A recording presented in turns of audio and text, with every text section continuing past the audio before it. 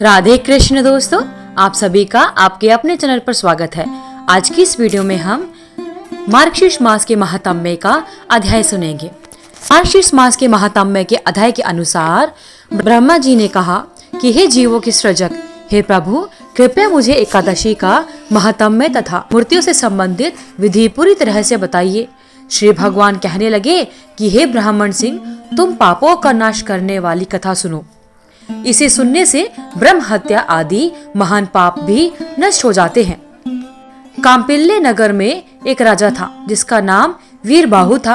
वह सत्यभाषी था, क्रोध पर विजय प्राप्त कर चुका था।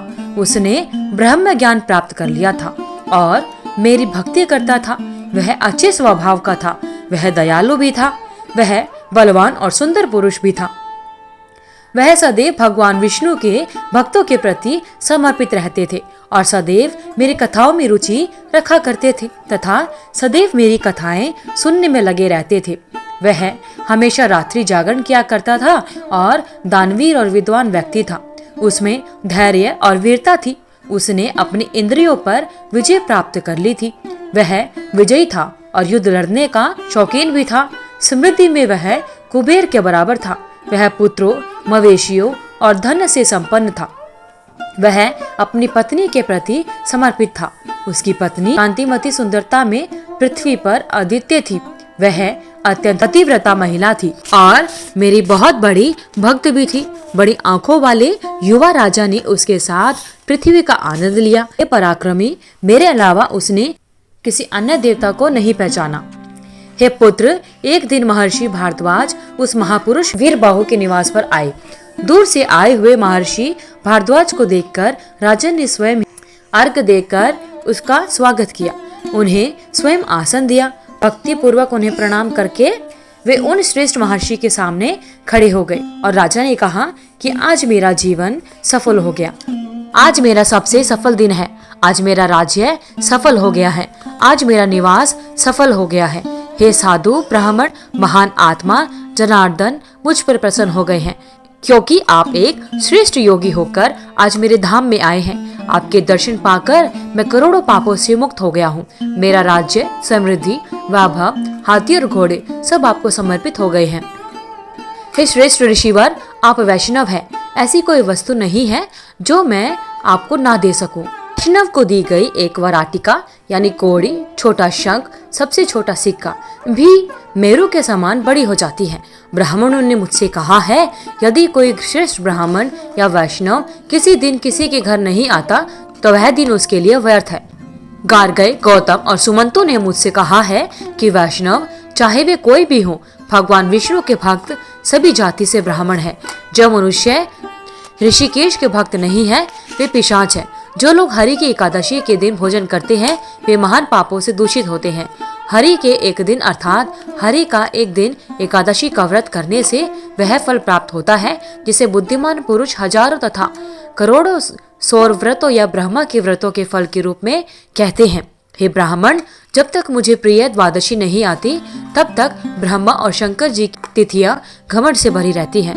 तारों की शक्ति, चमक तभी तक रहती है जब तक चंद्रमा उदय नहीं होता। हे श्रेष्ठ ब्राह्मण, यही बात अन्य तिथियों के बारे में भी है।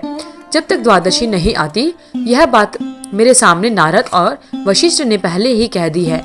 हे महामुनि, आप वैष्णवों के सभी पवित्र अनुष्ठानों से परिचित हैं। उसके बाद भारद्वाज ने कहा, हे महाभाग्यवान, तुमने बहुत अच्छा पूछा है क्योंकि तुम भगवान विष्णु के भक्त हो। हे राजन, तुम जिस पृथ्वी की रक्षा करते हो वह धन्य है। तुम्हारे द्वारा शासित प्रजा भी अच्छी है। इस राज्य का वैष्णव ना हो वहाँ नहीं रहना चाहिए। वन या तीर्थ में रहना अच्छा है, लेकिन उस राज्य में नहीं रहना चाहिए जहाँ वैष्णव ना हो। जिस राज्य का राजा भागवत हो उस राज्य को वैकुंठ समझना चाहिए। वह राज्य पापों से रहित होता है। वैष्णवों से रहित राज्य वैसा ही है जैसे नेत्रों से रहित शरीर या पति से रहित स्त्रियां या द्वादशी और दशमी का अंतराल। हे राजन, वैष्णवों से रहित राज्य उस पुत्र के समान है जो अपने माता पिता का भरण पोषण और सुरक्षा नहीं करता, अथवा द्वादशी और दशमी को एक साथ रहने वाला पुत्र ऐसा ही है। वैष्णवों से रहित राज्य उस राजा के समान है जो दान नहीं देता, अथवा उस ब्राह्मण के समान है जो रस और पेय पदार्थ बेचता है, अथवा द्वादशी और दशमी एक साथ होने पर ऐसा राज्य होता है। वैष्णवों से रहित राज्य दंतहीन हाथी या पंखहीन पक्षी अथवा द्वादशी दशमी के समान होता है। वैष्णवों के बिना राज्य वैसा ही व्यर्थ है जैसे वेद का धन दान के लिए या सांसारिक धन प्राप्ति के लिए उपयोग करना या द्वादशी और दशमी का एक साथ आना। वैष्णवों के बिना राज्य वैसा ही है जैसे दर्भ घास के बिना संध्या, रात और दिन के संधि काल में की जाने वाली प्रार्थना को दर्भघास कहा जाता है, या धन के बिना श्राद्ध या द्वादशी और दशमी का एक साथ होना। वैष्णवों से रहित राज्य उस शूद्र के समान है जो अपने बालों में एक गहरे भूरे रंग की गाय का दूध पीता है, अथवा उस द्वादशी के समान है जिसके ऊपर दशमी पड़ती है। वैष्णवों से रहित राज्य उस शूद्र के समान है जो ब्राह्मण स्त्री के पास वासना से जाता है, या उस व्यक्ति के समान है जो सोने को नष्ट करता है, या उस व्यक्ति के समान है जो धर्म को अपवित्र करता है, या उस व्यक्ति के समान है जो द्वादशी को दशमी के साथ रखता है। हे पुरुषों में श्रेष्ठ, वैष्णवों के बिना जो राज्य है वह हन है, सूर्यदेव आदि के वृक्षों के गिरने के समान है, अथवा द्वादशी और दशमी के एक साथ आने के समान है। वैष्णवों से रहित राज्य मंत्रविहीन आहुति के समान है, अथवा मरे हुए बछड़े वाली गाय के दूध के समान है, अथवा द्वादशी और दशमी के समान है। वैष्णवों से रहित राज्य उस विधवा के समान है जिसके बाल नहीं कटे हों, अथवा वह व्रत के समान है जिसमें बिना स्नान के व्रत किया गया हो, अथवा वह राज्य उस द्वादशी के समान है जिसके ऊपर दशमी पड़ जाए। जो मधुवध करने वाले भगवान का भक्त है उसे अच्छे लोग राजा कहते हैं। उसका राज्य सदैव समृद्ध रहता है, वह अपनी प्रजा के साथ सुखी रहता है। हे राजा, मैं तेरे दर्शन पाकर धन्य हो गया हूँ। आज मैं तुझसे बात करके धन्य हो गया हूँ। यदि किसी को यह सुनने में आए कि कोई वैष्णव वहाँ उपस्थित है तो वह स्थान चाहे कितने भी दूर क्यों ना हो उसे अवश्य जाना चाहिए। उसके दर्शन से तुम शुद्ध हो और भगवान विष्णु की भक्ति में लीन हो। तुम्हारी जय हो। अब मैं जाऊंगा, हे राजन प्रसन्न रहो। इसी बीच मुनियों में श्रेष्ठ समस्त योगियों के नेता भारद्वाज को रानी कांतिमती ने प्रणाम किया। उसके बाद ऋषि ने उसको आशीर्वाद दिया कि हे सुंदरी, वैधव्य का अभाव हो, तुम्हारे पति तुम्हारे जीवन काल में जीवित रहे, अपने पति के प्रति निष्ठावान और समर्पित रहो। हे सुदर्शनी, केशव के प्रति तुम्हारी भक्ति सदैव स्थिर रहे। तत्पश्चात राजा ने महर्षि भारद्वाज से बात की तथा बादलों के गड़गड़ाहट के समान अपनी राजसी वाणी से उन्हें प्रसन्न किया। उसके बाद राजा ने कहा, हे श्रेष्ठ मुनि, यदि आप मुझ पर कृपालु हैं तो यह सब बताइए कि पूर्व जन्म में मैंने क्या कर्म किया था कि मेरा भाग्य इतना बड़ा और समृद्ध है। शत्रुओं को मारकर यह राज्य मुझे कैसे प्राप्त हुआ। मेरा पुत्र बहुत ही श्रेष्ठ और गुणों से युक्त है तथा मेरी पत्नी भी सुशील और सुंदर है। वह हमेशा मेरे बारे में सोचती रहती है। वह मुझे इस तरह पसंद करती है जैसे मैं उसका प्राणवायु हूँ। वह जनार्दन का ध्यान करती है। हे ऋषिवर, मैं कौन हूँ?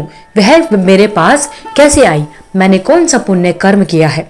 हे मुनि, इस मनोहर अंगों वाली स्त्री ने जो कि मेरी पत्नी है क्या किया है? किस पुण्य से मैंने इसका मृत्युलोक में अत्यंत दुर्लभ सौभाग्य प्राप्त किया है?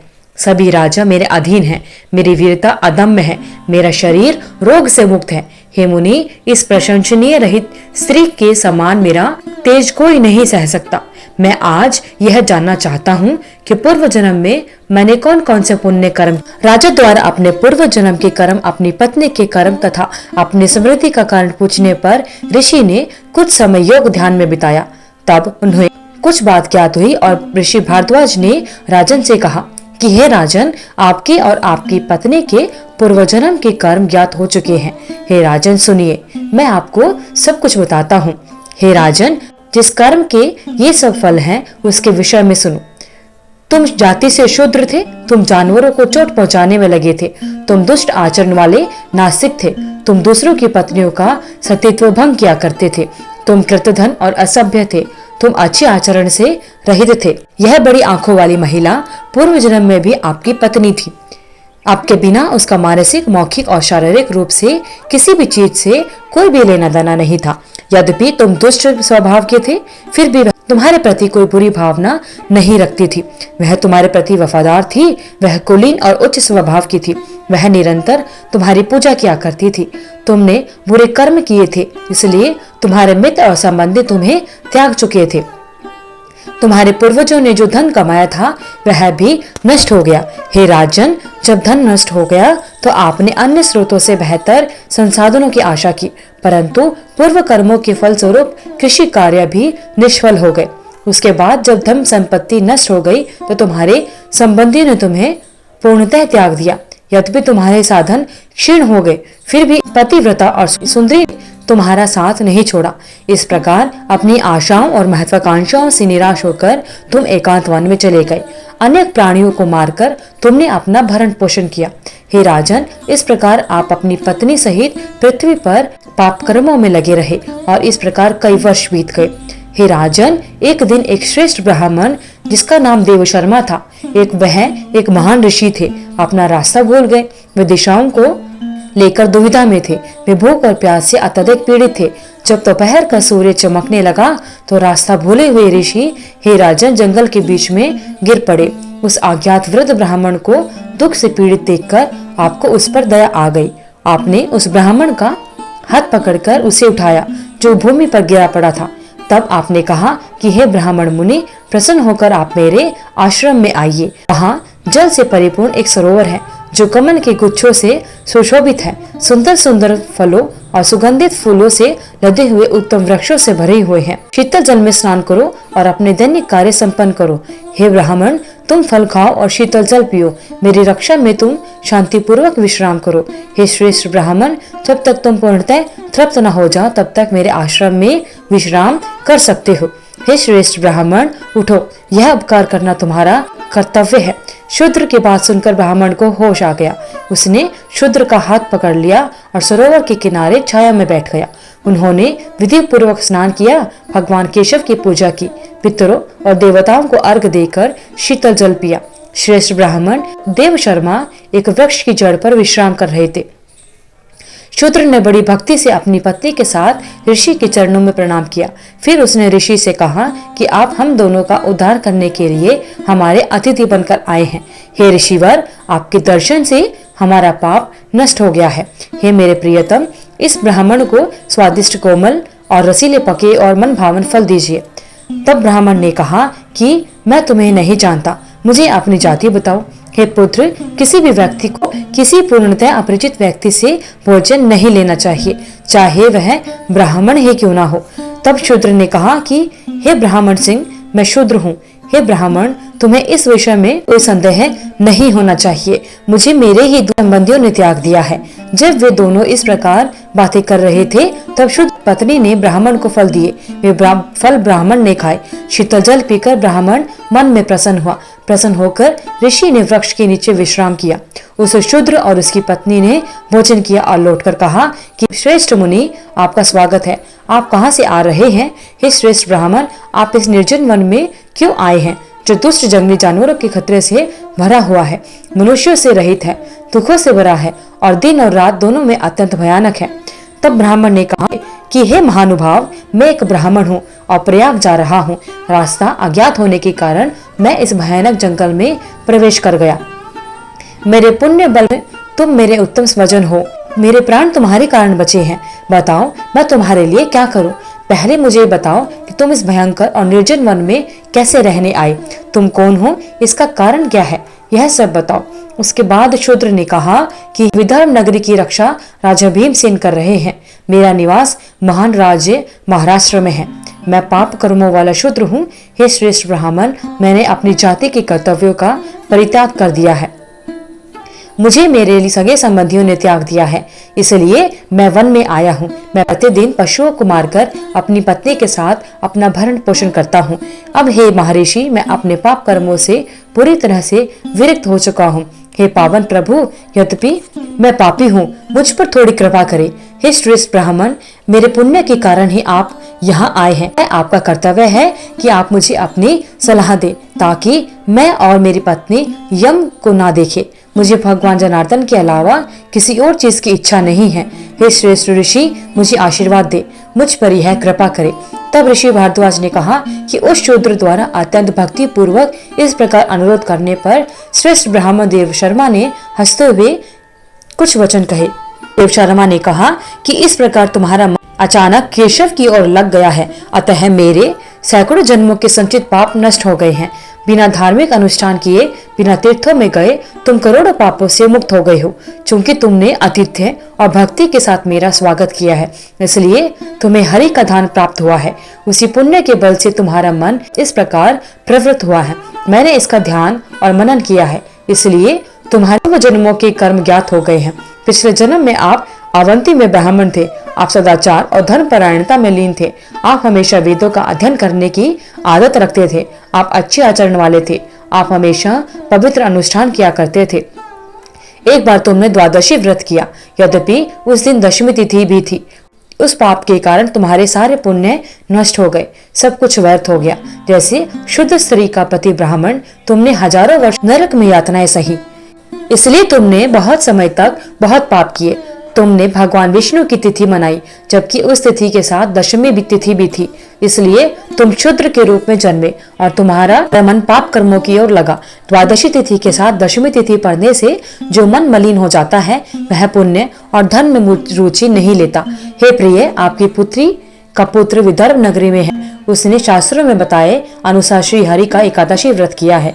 अखंड एकादशी व्रत का पुण्य उसी ने तुम्हें दिया था, इसलिए तुम्हारा मन पुण्य की ओर लग गया है और पाप नष्ट हो गए हैं। उस पुण्य और एकादशी व्रत के प्रभाव से यमराज ने दशमी तिथि का पाप मिटा दिया। 10,000 जन्मों में किए गए सभी पाप और इस जन्म का पाप आप स्वयं यमराज ने मिटा दिया है। जब वे दोनों इस प्रकार बातचीत कर रहे थे, तभी विश्वसेन वहां आए। हे निम्नकुल, आपका स्वागत है। मैं जनार्दन आपसे प्रसन्न हूँ। ब्राह्मण के प्रति आपके आतिथ्य के परिणाम स्वरूप आपका पाप नष्ट हो गया है। हे शूद्र, एकादशी के व्रत के फल स्वरूप दूसरे द्वारा अर्पित किए गए पुण्य से दशमी के व्रत के कारण आपका पाप नष्ट हो गया है। व्रत करने के बाद आपके पत्र ने आपको वह पुण्य प्रदान किया है, इसलिए आपका उद्धार हो गया है। हे परम भाग्यशाली, आपकी पत्नी सहित इस गरुड़ पर सवार होइए। ऐसा कहकर देवराज इंद्र ने आपको हवाई रथ पर बिठाया। हे श्रेष्ठ राजन, वहां से आप शूद्रत्व के कारण स्वर्ग में गए। देव शर्मा नामक ब्राह्मण महान तीर्थ प्रयाग में गए। इस प्रकार आपने जो कुछ पूछा था वह सब आपको कह दिया है। अखंड एकादशी के पुण्य तथा आतिथ्य के कारण आपको भगवान विष्णु की भक्ति करने वाली पत्नी मिली तथा ऐसा राज्य मिला जिसमें सभी शत्रु मारे गए। राजा ने कहा कि हे ब्राह्मण, भगवान विष्णु को प्रसन्न करने के लिए मुझे अखंड एकादशी की विधि बताइए। आपकी कृपा प्राप्त होनी चाहिए। तब ऋषि ने कहा कि हे राजन, एकादशी की उत्तम विधि सुनो। इसे भगवान विष्णु ने पहले नारद जी से कहा था। मैं तुम्हें वह सब कुछ बताता हूँ। मैं उस महान उद्यापन का वर्णन करता हूँ। हे पुरुषों में श्रेष्ठ, इस महान अखंड एकादशी व्रत को मार्गशीर्ष तथा अन्य मासों में द्वादशी के दिन करना चाहिए। दशमी के दिन उसे नक्त भोजन करना चाहिए। उसे एकादशी के दिन उपवास करना चाहिए। द्वादशी के दिन उसे एक बार भोजन करना चाहिए। इसे अखंड कहते हैं। नक्त शब्द से हमारा तात्पर्य दिन के 8वें भाग से है। जब सूर्य बहुत मंद हो जाता है, भोजन उसी समय किया जाता है। रात में भोजन नहीं किया जाता। जो व्यक्ति भगवान विष्णु का भक्त है, उसे दशमी तिथि के दिन 10 चीजों से दूर रहना चाहिए। बेल धातु के बर्तन, मांस, मसूर की दाल, चना, साग, शहद, पराया भोजन, परवर्ती भोजन और मैथुन। यह विधि दशमी के दिन के लिए है। एकादशी की विधि सुनो। भगवान विष्णु के भक्तों को एकादशी के दिन इन 10 कामों से बचना चाहिए। बार बार पानी पीने से, हिंसा करने से, गंदी आदतों से, झूठ बोलने से बचना चाहिए। दांत साफ करने के लिए टहनियाँ लेनी चाहिए। दिन में सोना नहीं चाहिए। पासा खेलना और रात में सोना और पतित व्यक्तियों से बातचीत करना नहीं चाहिए। हे केशव, आज मैं अपनी पत्नी के साथ भोग नहीं करूंगा। मैं आज भोजन नहीं करूंगा। हे देवों के स्वामी, आपको प्रसन्न करने के लिए मैं दिन रात संयम रखूंगा और इस मंत्र को दोहराना चाहिए। इंद्रियां सो जाने पर शोक और क्लेश होता है। भोजन और मैथुन का संयम होता है। भोजन के कण दांतों के बीच में चिपक सकते हैं। हे पुरुषोत्तम, क्षमा करें।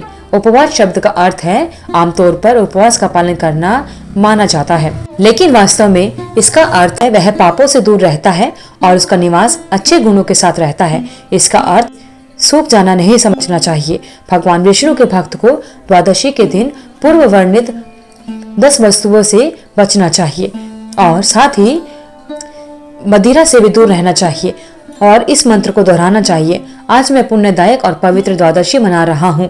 यह पवित्र और पापों का नाश करने वाली है। हे गरुड़ स्वरूप प्रभु, मैं अपना व्रत समाप्त कर दूंगा। भगवान विष्णु को प्रसन्न करने के लिए मैंने संयम और व्रत का सहारा लिया है। आपकी कृपा से मैं आज एक श्रेष्ठ ब्राह्मण को भोजन कराऊंगा। 1 वर्ष पूरा होने तक विधि से व्रत करना चाहिए। वर्ष पूरा होने पर बुद्धिमान भक्त को उद्यापन करना चाहिए। स्मरण रहे कि व्रत का उद्यापन आरंभ, मध्य तथा अंत में भी होता है। जो उद्यापन नहीं करता वह अंधा तथा कोढ़ी हो जाता है। अतः भक्त को अपनी क्षमता और सामर्थ्य के अनुसार उद्यापन करना चाहिए। यह मार्गशीर्ष मास के पक्ष में 12 ब्राह्मणों को आमंत्रित करके किया जाता है। जो इस विधि में विशेषज्ञ होते हैं 13वें आचार्य होने चाहिए, जो कि विधि के भी विशेषज्ञ भी होते हैं। उन्हें उनकी पत्नी के साथ आमंत्रित किया जाना चाहिए। व्रत के पालनकर्ता को पवित्र स्नान करना चाहिए, उसे शुद्ध होना चाहिए, उसे श्रद्धा रखनी चाहिए, उसे अपनी इंद्रियों पर विजय प्राप्त करनी चाहिए, उसे आचार्य और अन्य लोगों के पैर धोने चाहिए, उन्हें अर्घ्य वस्त्र देकर उनका सम्मान करना चाहिए। फिर एक चक्र, कमल या सर्वतोभद्र के आकार का एक रहस्यमय चित्र बनाते हैं जिस पर चमकीले रंग के पाउडर लगे होते हैं। वे वहां एक बर्तन रखते हैं जिस पर सफेद कपड़ा लगा होता है। यह पानी, कपूर और काले घृत से सुगंधित होना चाहिए। बर्तन में 5 पत्थर और 5 कोमल अंकुर डाले जाते हैं। तांबे के बर्तन को लाल कपड़े से लपेटा जाता है और उसके चारों ओर फूलों की माला भी डाली जाती है। फिर इसे मंडल पर रखा जाता है। हे राजन, इसके ऊपर नारायण की मूर्ति स्थापित करनी चाहिए। मूर्ति 1 कार्श यानी लगभग आधा औंस वजन के सोने से बनी होनी चाहिए। इसमें वाहन और हथियार होने चाहिए। इसकी ऊंचाई 4 अंगुल होनी चाहिए। यह अपनी क्षमता के अनुसार बनाया जा सकता है, लेकिन इसमें कोई वित्तीय धोखाधड़ी शामिल नहीं होनी चाहिए। फिर मूर्ति को मंडल में स्थापित करना चाहिए। व्रत को अखंड रखने के लिए सभी 12 माह के अधिपति की पूजा करनी चाहिए। आचार्य को मंडल के पूर्व में एक भव्य तथा शुभ शंख स्थापित करना चाहिए। हे पांचजन्य, पूर्व काल में आप समुद्र से उत्पन्न हुए थे तथा भगवान विष्णु ने आपको अपने हाथों में धारण किया था।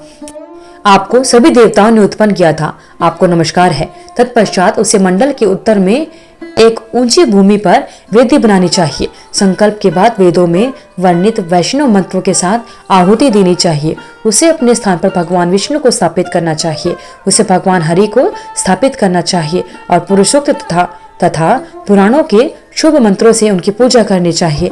अनेक प्रकार के मिष्ठान नैवेद्य के रूप में अर्पित करने चाहिए। धूप, दीप तथा अन्य नैवेद्य अर्पित करने के पश्चात निराजन संस्कार करना चाहिए। इसके बाद ब्राह्मणों को जप करना चाहिए। सबसे पहले आचार्य जप करें, उसके बाद क्रम से अन्य जप करें। दियों को उनकी पसंद का भोजन देना चाहिए। फिर उसे पूरा बर्तन आचार्य को दान के साथ दे देना चाहिए।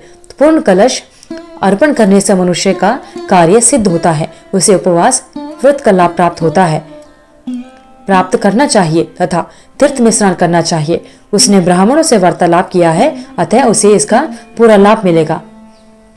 यदि वह पहले ही एकादशी व्रत कर चुका है तो घर में पर्याप्त धन ना हो तो उसे अपनी क्षमता के अनुसार उद्यापन व अन्य संस्कार करने चाहिए। इस प्रकार अखंड एकादशी व्रत का संपूर्ण वर्णन मैंने तुमसे कहा। बोलिए भगवान श्री हरि विष्णु की जय। तो इस प्रकार भक्तजनों, मार्गशीर्ष मास के महात्म्य का अध्याय संपूर्ण होता है।